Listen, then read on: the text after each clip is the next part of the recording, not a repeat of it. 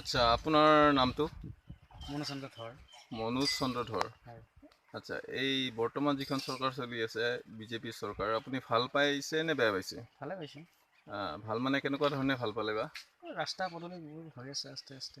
আৰু বিজেপি চৰকাৰে যিহেতু ঘৰ দিছে পায়খানা কৰিবলৈ, থাকিবলৈ বা 1 টকীয়া চাউল দিছে, এই সকলোবিলাক সুবিধা আপুনি পাইছে তাৰমানে? সকলোবোৰ সুবিধা বুলিলে কিছুমান পাইছোঁ, কিছুমান পোৱা নাই, তেনেকুৱা হ'ব সেনেকুৱা হৈ আছে।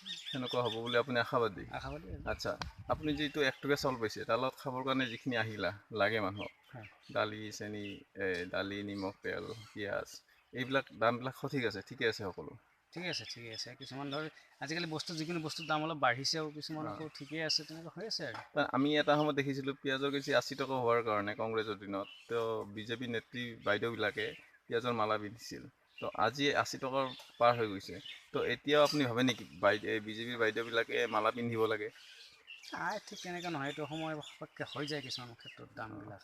তাতে কি যিহেতু তাতে বোলে শুনা পাইছোঁ য'ত পিঁয়াজ হয় অঁ, তাতে বোলে বানপানী হৈছে, যাৰ কাৰণে নেকি তাৰ ফলত নেকি দামটো বাঢ়িছে, তেনেকৈ শুনা এতিয়া পাইছোঁ। বিজেপিৰ পৰা অহা ডাঙৰ এটা কথা যে গৰু গাখীৰৰ পৰা সোণা ওলায়, সেই কথাটো আপুনি সত্য বুলি ভাবে নে অসত্য বুলি ভাবে?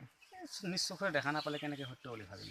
নহয়, আপুনিতো বিজেপিৰ এজন ভক্ত বুলি মই ক'লোঁ, হয়, শব্দটো বাৰু শুনিবলৈ বেয়া, তথাপিতো আপুনি যিহেতু বিজেপিৰ এজন কৰ্মী, তো অসত্য বুলি ভাবে? ইমান ডাঙৰ এজন নেতাই কৈছে বিজেপিৰ।